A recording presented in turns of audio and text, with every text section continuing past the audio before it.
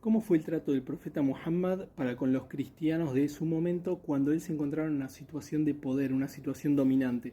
Este evento nos marca un precedente de cómo fue la relación de Sayyidina Muhammad, del profeta Muhammad, con las minorías religiosas que no formaban parte del Islam y que él, a pesar de encontrarse en una situación dominante, no las oprimió ni se les impuso una religión.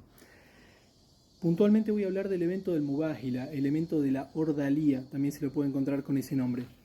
En el año 632 después de Cristo, 10 años después de la Hijra, el profeta ya se encontraba en Medina y prácticamente gran parte de la península estaba bajo la religión del Islam. Sucede que había una localidad en el sur de lo que es hoy Arabia Saudita, que aún sigue existiendo, que se llamaba Najran, se llama Najran. Eran 70 pueblitos con una ciudad un poquito más central, en el cual eran cristianos. Se acerca una delegación de obispos, porque habían escuchado de que había un profeta, y se acercan y se quieren entrevistar con él. Hay un montón de detalles en el medio que son muy interesantes, pero voy a tratar de sintetizarlo. Piden entrevistarse con él. Entran a la mezquita en Medina y el profeta Muhammad no los quiso recibir. ¿Por qué? Porque estos obispos fueron con todo su esplendor, con tejidos de seda, con oro, con toda una ornamentación muy ostentosa. Por lo tanto, el imam Ali les pidió si podían vestirse con ropas un poco más sencillas. Entonces entran a la mezquita. Entran a la mezquita y preguntan quién es Muhammad, porque prácticamente no veían a nadie que destaque entre las personas. Por lo tanto, Muhammad se vestía como el resto de los simples mortales que estaban ahí. Bueno, Muhammad se entrevista con ellos, los recibió con mucho respeto y entran en lo que sería una especie de debate en el cual, bueno, ellos defendían su postura como cristianos y Muhammad defendía la suya como profeta y de esta nueva religión que estaba creciendo. No llegan a un acuerdo, no se convencen del todo. Muhammad, a pesar de que les mostraba las pruebas, no se convencían. Por lo tanto, terminan en algo llamado la ordalía, en el cual se ponen de acuerdo y dicen, bueno, vamos a una parte del desierto, a una parte un poco alejada de la ciudad, nos juntamos, cada uno trae su grupo y pedimos la maldicencia al mentiroso, es decir, que cada uno de ellos invoque a Dios, invoque a su Dios a su manera y que le pida que Dios maldiga a aquel que miente. Ellos estuvieron de acuerdo, pactaron que fue al día siguiente, bueno, encontrarse en un punto, listo. El profeta Muhammad fue con quien él consideraba sus más amados, sus más puros, que eran prácticamente Ali ibn Abi Talib, su hija Fátima, el Hassan y el Hussein. El Hassan y el Hussein que eran sus nietos, ¿no? Entonces fue con su familia más íntima, él no fue con todo su ejército como para imponer una intimidación.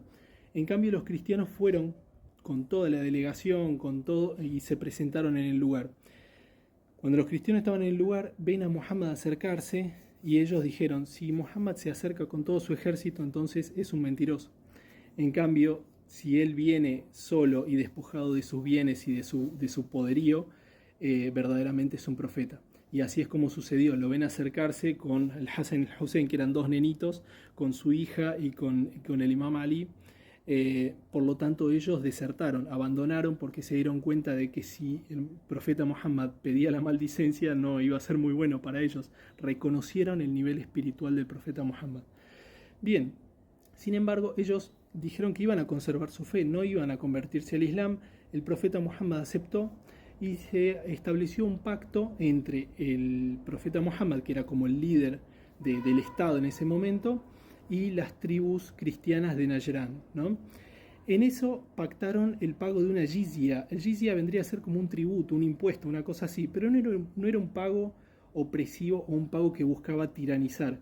La jizya prácticamente les daba tres derechos que son muy importantes de destacar. En primer lugar, la libertad de culto. Ellos podían seguir siendo cristianos y seguir trabajando naturalmente con su religión y profesándola. En segundo lugar, la protección de sus bienes, sus bienes y sus materiales, ¿no? O sea, podían tener la seguridad de que el Estado musulmán, a la cabeza de Sayyidina Muhammad, iba a proteger sus tierras y demás. Y por último, la no obligación del servicio militar. Por lo tanto, era como hoy, no sé, hoy pagamos nuestros impuestos y con eso si hay algún problema llamamos a la policía, en la frontera tenemos a los gendarmes, si hay algún problema externo tenemos al ejército, todo eso se sustenta con impuestos. Bueno, los cristianos de Najran, pagando la jizya, quedaban de esa manera protegidos y amparados ante cualquier tipo de situación que era muy común en aquel momento, donde los vándalos a veces atacaban las caravanas, robaban las mercancías y demás. Entonces ellos no estaban obligados a servir en el ejército y el Estado tenía la obligación de protegerlos y como si fueran ciudadanos de pleno derecho de Medina o de cualquier otra localidad.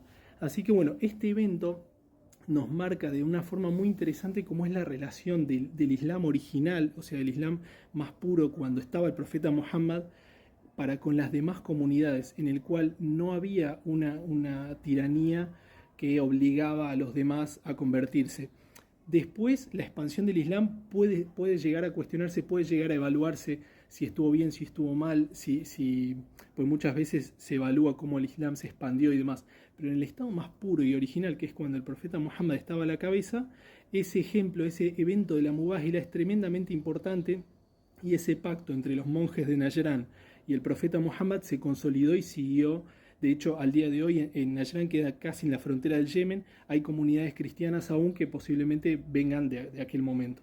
Wassalamu alaikum wa rahmatullahi wa barakatuh.